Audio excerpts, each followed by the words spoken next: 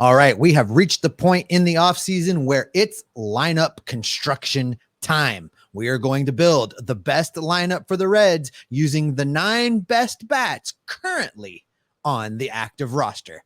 We've got that and a lot more on today's Locked On Reds. Let's go.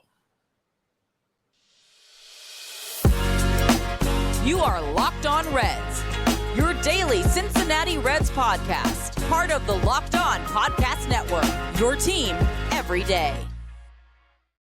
You are Locked On Reds. Thanks so much for joining us here today. I'm your host, Jeff Carr, alongside my co-host, Stephen Offenbaker. We are lifelong Cincinnati Reds fans that have turned an addiction into information for you where it comes to the Cincinnati Reds. Locked On Reds is part of the Locked On Podcast Network. We are your team every day. We always thank you for making us your first listen, because we're free and available on all platforms, including right here on YouTube. Thank you so much for joining us here today. We've got a lot to get to because as of right now, Steve, you and I have to field a lineup with this roster right now today. The ideal lineup on the current roster. We're not going to go out and make any moves. We're not going to make any trades. We're not going to make any free agent acquisitions here. It's just who the Reds have.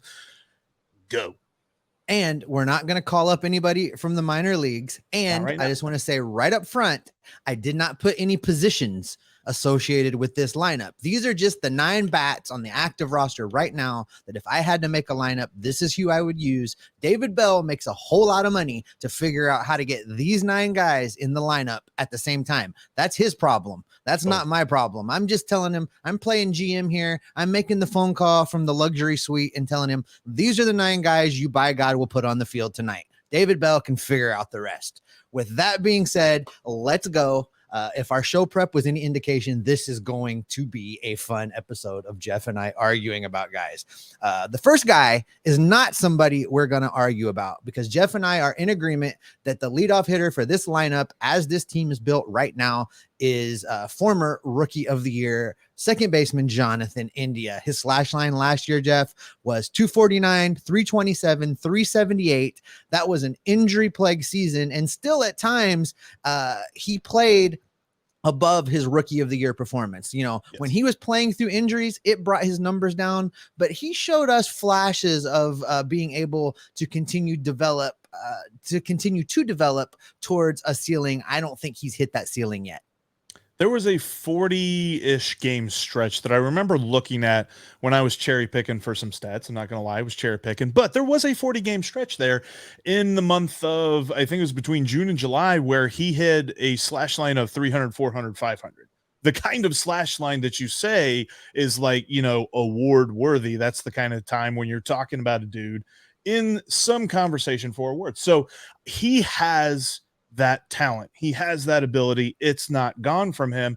And all of the reports are positive. All of the quotes that you hear from David Bell are positive about how gung-ho Jonathan India is attacking this offseason and getting himself ready for next year. He wants, and David Bell said this was a direct quote where he said, Jonathan India wants 2023 to be better than his Rookie of the Year campaign. He's not talking about being better than last year. He wants it to be better than the Rookie of the Year season. I believe him. I think Jonathan India is ready to go. Totally believe he should be the leadoff hitter. Should we construct a lineup today for it? The Reds. And let's remember too that Jonathan India is now coming in to the 2023 baseball seasons as bona fide one of the leaders of this team. Obviously, Joey Votto is still around here, but the next 2 guys on that list to be leaders in this clubhouse are Jonathan India and Tyler Stephenson. So Jonathan is coming in knowing that already. There's not going to be some ambush, you know, almost at the end of spring training where guys starting to get traded away. And that's what happened to him last year. He's spoken publicly about feeling the pressure to be a leader as guys got dealt. And he just knows that's his role now. So I don't think it's going to catch him off guard. I think he's going to respond to that. I think he's going to do well.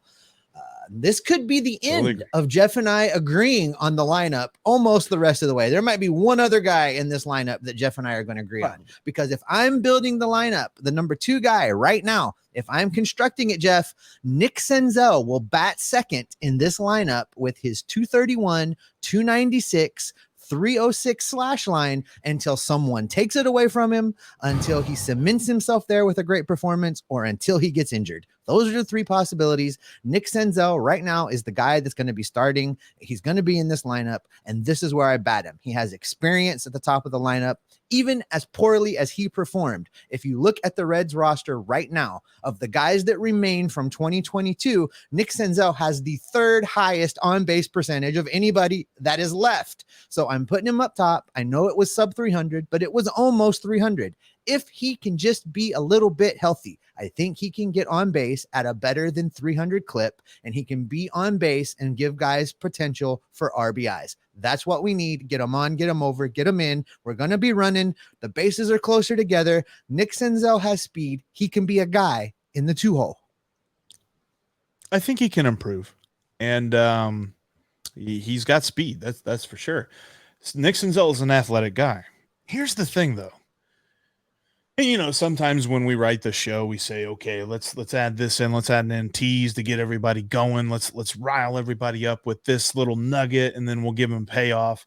That wasn't the case when you said that we were done agreeing on the lineup, because I don't agree that Nick Senzel deserves the second spot, not even close. And you said that he hasn't been proven, or it's not been proven that somebody else deserves it over him. Jake Fraley has proved that. Jake Fraley is the guy that right now, if you're constructing a lineup, you're not calling up anybody. You're not making bold assumptions about maybe some rookies who only saw a month's worth of playing time last year.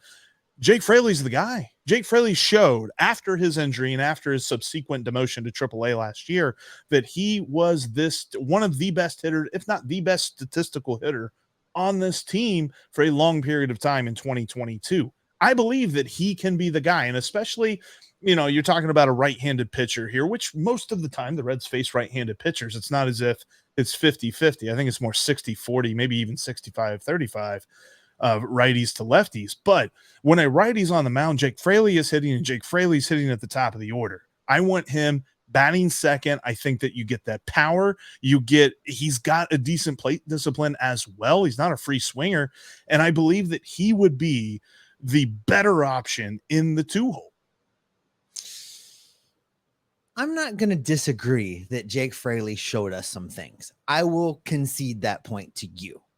I chose to place him somewhere else in this lineup in order to keep another section of this lineup from being absolute garbage time.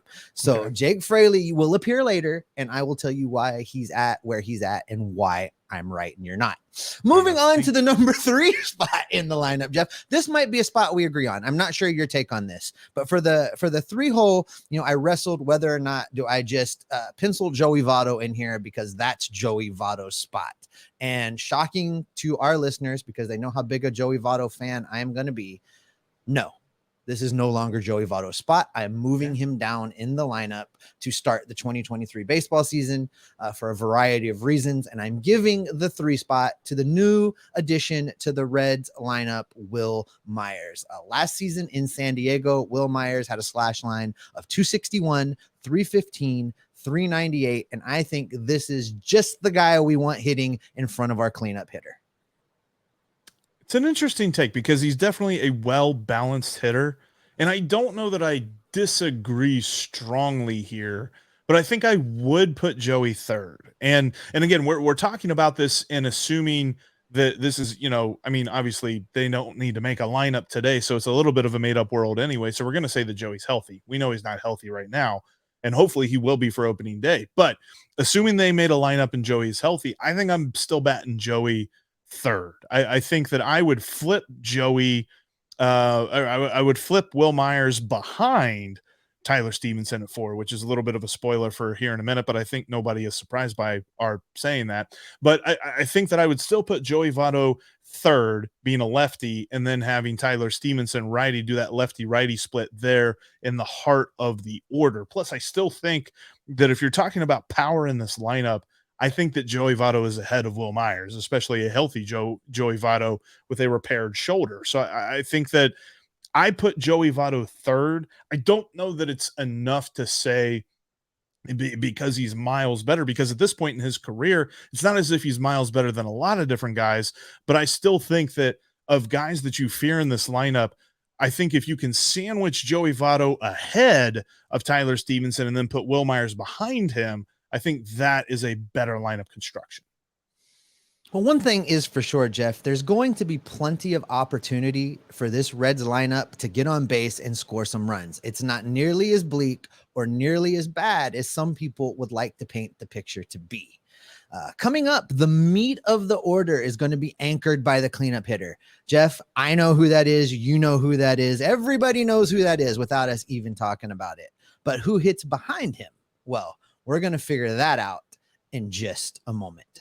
But before we get to that, I want to shout out the sponsor of today's podcast, BetOnline.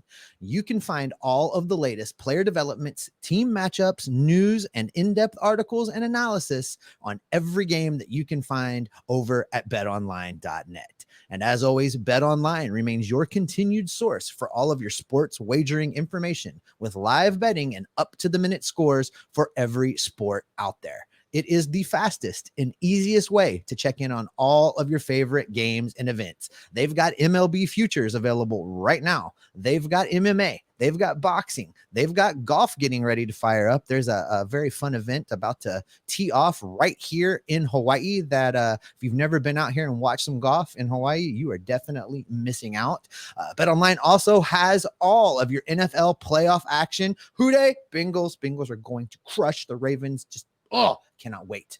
BetOnline's got that action for you as well with NFL playoff football. You can head to betonline.net right now using your mobile device or your computer to learn more because BetOnline is where the game starts.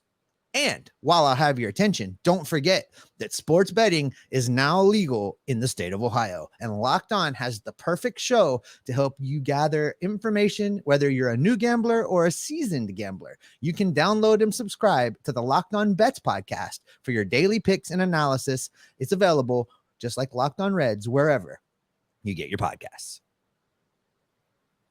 All right, coming up on Friday, we have another edition of our live Aloha Friday show where we take your questions and your comments and put you in the driver's seat for a majority of the show as we talk Reds baseball with you live on our YouTube channel.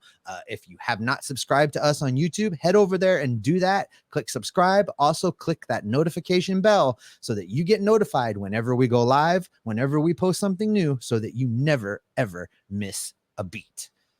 All right, Jeff, we have covered 1 through 3 in my proposed Reds lineup of the current best 9 hitters available, regardless of position, kind of, sort of. David Bell can figure that problem out a little bit later, but we need to get into 4 through 6. Now, you and I agreed on Jonathan India as the leadoff hitter and didn't agree on much else. We got to the 4 hole now, the cleanup guy, the big bopper, the man that's going to drive in the runs. And you and I are in lockstep here. That is going to be Tyler Stephenson. Last season in 50 games for the Redlegs, Jeff, slash line of 319, 372, 482. Listen, that's not phenomenal for a catcher. That's phenomenal for anybody in Major League Baseball right now. And that is our cleanup guy. I am looking forward, especially after having talked to him right here on this show earlier in the offseason. I can't wait to see what Tyler Stephenson does this year for the Redlegs. I think I saw, and it was one of the many projection systems that Fangraphs uses, but I think it was Steamer that had this projection of him for the year having an OPS of 737. You want to talk about some disrespect? That's some disrespect because Tyler Stephenson is going to hit the cover off the ball. And they were talking about that there's going to be a marked drop. He had a very high BABIP in those 50 games, and his BABIP is going to drop substantially, and that's going to kill all of his rate stats. And I just don't see that. I mean, the way that he hits the ball, he hits line drives. He's able to hit them where the fielders ain't, that old adage. And when he has that power, he's hitting those line drives over the wall. He is a very solid, well-rounded hitter, not the kind of guy that's getting lucky a lot because he's pulling it and he's just happened to hit it over guys or something like that, or he's hitting, dribblers that guys can't get to and he beats out a throw to first base. That's not who Tyler Stephenson is. And for some reason, it feels like the Steamer projection system thinks that way. Now, who knows? I don't necessarily think he's going to bat 350 for an entire year, but could he bat 280? Absolutely. And I think that along with everything else that's going to come with it, is just going to be phenomenal. There's no question about it. He's the best hitter on this team, and he belongs in the 4-hole. And let's face it, you and I both want him in 140, 150 games. He's going to be doing a lot more than catching. The Reds have established that. They made positional upgrades at the catcher's position to make sure they can do that. Tyler's going to be in a lot of games. He's going to get a lot of at-bats, and I agree with you. I think he's going to hit better than 280. I think he's going to have a serious slugging percentage. I think he's really going to deliver. Moving on to the 5th spot. Now, this is where we're back to disagreeing. And, you mentioned you might like to see Will Myers here. This is where I put Joey Votto. And some of it was to break up the lefties. And some of it was the fact that while, Joey Votto career-wise and learning to never underestimate Joey Votto says you put him right back in his spot. He's going to be the comeback player of the year. He's your 3-hole guy. Get out of his way. I get that logic. And I hope that that's how it plans out. To start things off, though, I drop him down in the lineup a little bit. I put him in the 5th spot behind Tyler Stephenson. I let him get comfortable, and I let him start that comeback player of the year campaign. If Joey Votto is the guy, and he's the guy that we think he's going to be and hope that he's going to be, then it's not very long before this lineup gets shuffled anyway. Guys start proving themselves. Guys start proving they're not the guys. Minor leaguers come up. This gets changed. But to begin his comeback player of the year, this is where I put him. I put him in the 5th hole, down here a little bit lower in the lineup, and take just a little bit of the pressure off of him to have to deliver right out of the gate. I don't hate the idea. I do wonder a little bit personally how it would affect Joey to begin the season there, because I think that pitchers would pitch around him in this instance because they get through the most important guy in this lineup. And once Stevenson is done, whether he's on base, whether he just homered, whatever, then Joey comes up and the pitcher can then kind of choose what he wants to do with Joey Votto, whether he wants to walk him, whether he wants to go right at him, because who's behind him in the lineup is not going to scare you. And I think that that's true for whoever's in the 5th spot here in this lineup, but I don't necessarily think that, especially against right-handed pitchers, that this is the best utilization for him, simply because he is the kind of guy that when he gets on base, he's going to present that opportunity for Tyler Stephenson to get more RBIs. I look at Jonathan Indy. I think the on-base ability is going to be amazing this year. I look at Jake Fraley in the 2nd spot, and I think that the on-base percentage is going to be pretty solid. And I think if you put Joey Votto in the 3rd spot, you have a career on-base machine. So you're looking at 3 guys who are going to give a pitcher fits, and then Tyler Stephenson just gets to drive whoever is on base in. And so then the 5th spot then kind of resets everything. I don't necessarily know that I want that to be Joey Votto. I think I want that more to be Will Myers, who can do a little bit more, I would say, consistent damage with his power and stuff like that, at least right now. I'm hoping that Joey's going to be able to do that power damage, but I like his on-base ability ahead of Tyler Stephenson, and I like Will Myers' bat right behind. I'll continue to disagree with you, especially when we get into the bottom third of the lineup here. But where I went with number mess. I mean, yeah, where I went with number 6 though is another one of the new guys. I decided to slot Kevin Newman. I'm going to do that only in the off season. When the season starts, I'm going to stop that. I think Sadak will take that over for me.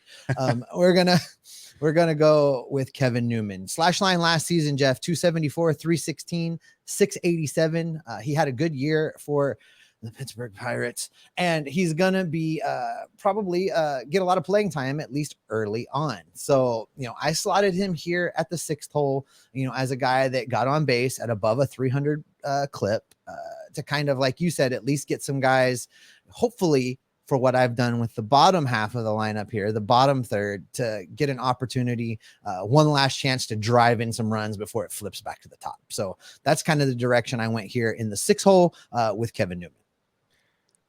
Kevin Newman's interesting to me because statistically as a hitter, he is a all or nothing type dude. He doesn't really look at a lot of pitches. It's based on whether or not he gets a hit as to what his on base percentage typically ends up being.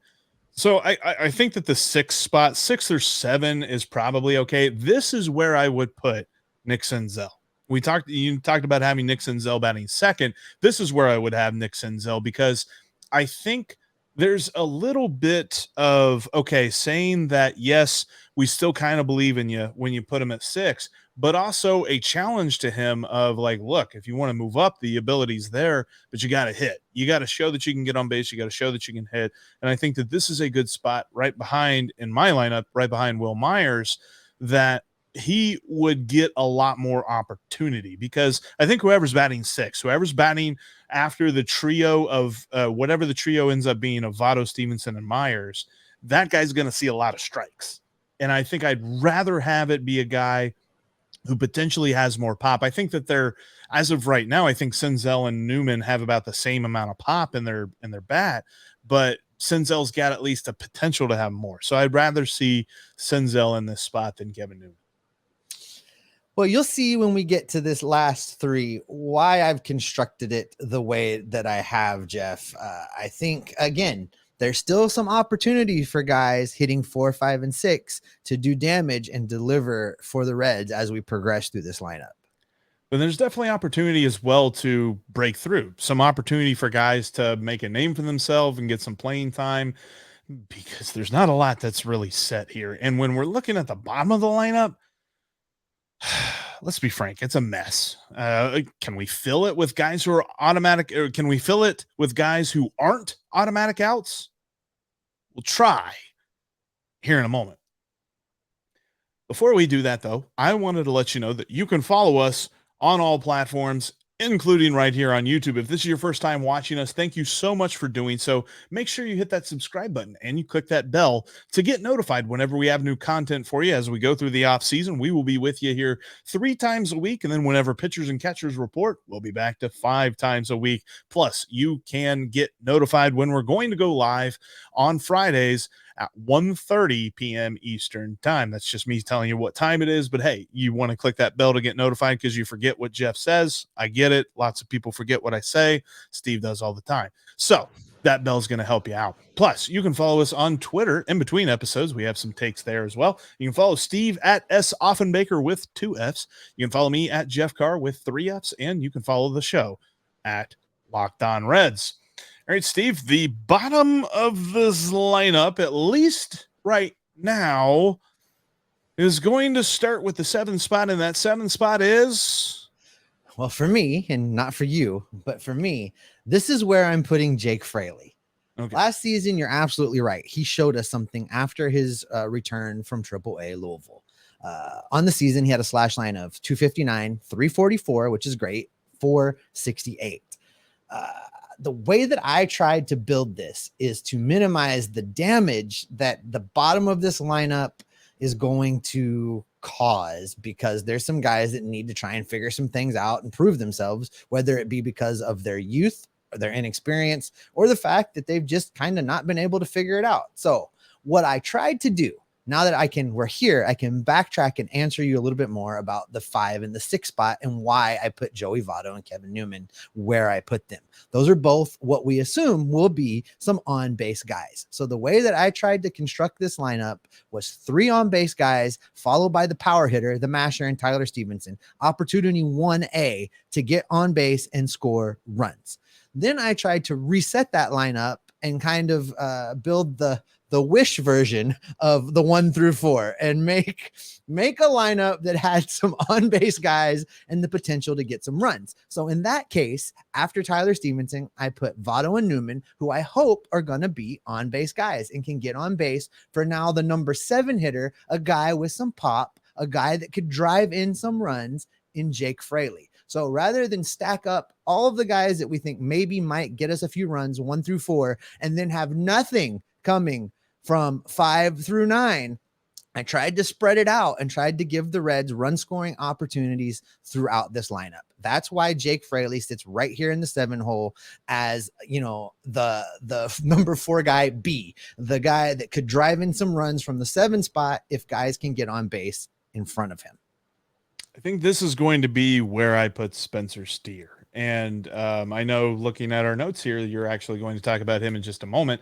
But I put Spencer Steer here in the 7th spot because I think he's kind of the last bastion of consistency that the Reds have in the final 3 that, I have moved around. I think that the consistency that he showed as far as his plate discipline goes is something he can fall back on. He still had a 306 on base percentage despite hitting just 211. And I think that is something that he is going to be able to turn into an asset. And I think that average is going to come up. I don't think he's going to be a guy that has a low batting average. And I think his slugging percentage is going to tick up too. So I think that overall we're going to see Spencer Steer take a step forward. And I still think that even before he does that, he should be the 7th best hitter in this line. Well, for all the things you just said, he's my number 8 guy. He's next on the list. I do think he has a lot of upside. I just don't think he's been given a lot of opportunity to show it. But that's also the same things we said about guys like Jose Barrero. So for me, I'm going to stick him in the 8th spot. This is, way down in the lineup. Let him prove it. And when he does, absolutely, you move him up.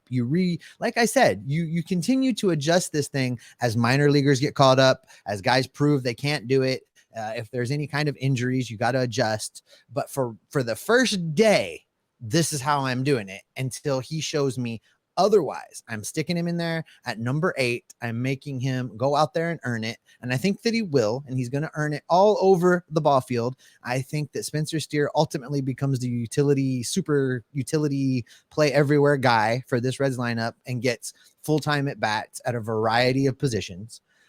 And I do that with him starting number 8. And that just leaves one spot in this lineup. And again, I have not decided who's playing where. That's David Bell's problem.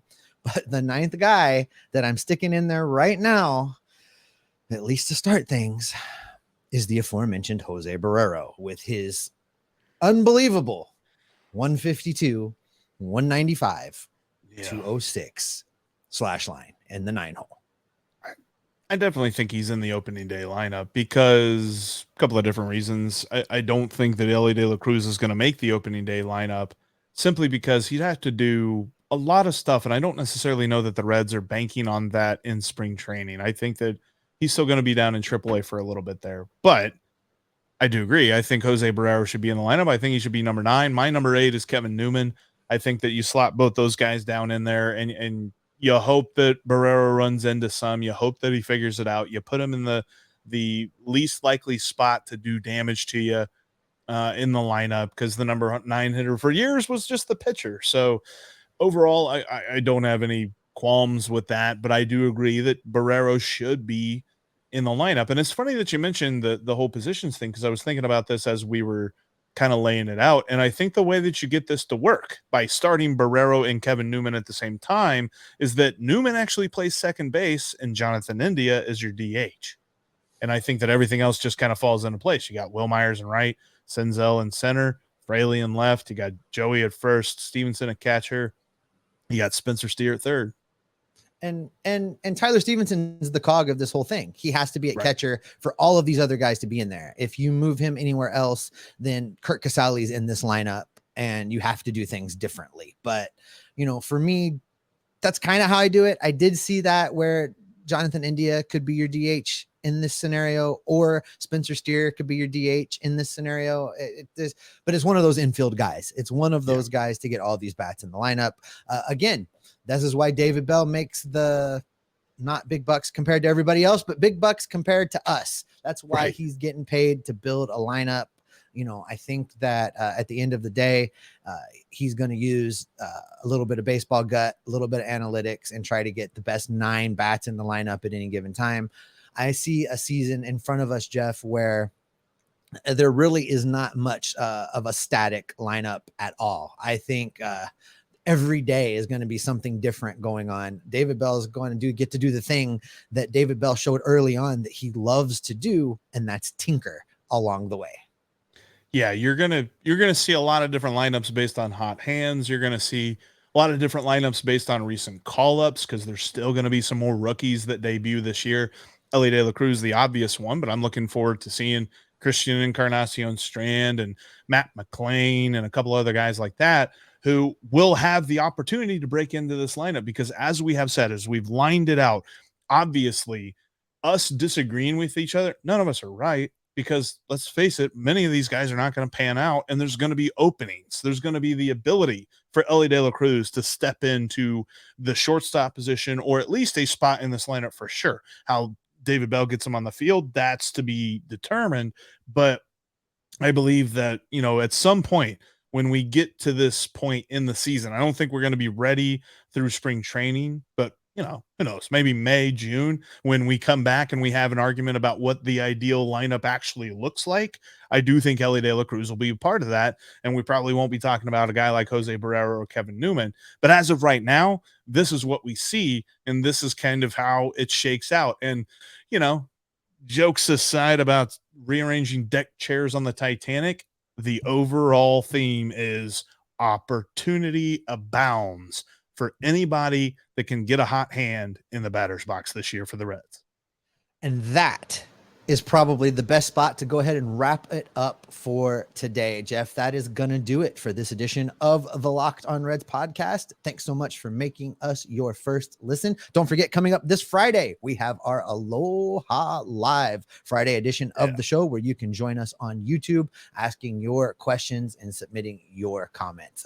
Thanks again for making us your first listen. Now, go make your second listen, the Locked on MLB Prospects podcast. Host Lindsey Crosby is a prospect encyclopedia, and he's going to be able to dig deep and give you all of the information on Major League Baseball's stars of tomorrow. The Locked on MLB Prospects podcast, just like Locked on Reds, is free and available wherever you get your podcasts. All right, Jeff. First lineup of the offseason. We've got it in the books. What can people expect from us the rest of the way as spring training gets closer and closer and closer? We'll keep our finger on the pulse of all news that is coming out of Great American Ballpark, as there may or may not be some more moves, probably more like minor league signings with incentive-laden deals and invites to spring training and things like that. But we're going to be all over the guys that the Reds bring into this team and how can they impact the roster and make them better for 2023, because we are Locked on Reds every single day.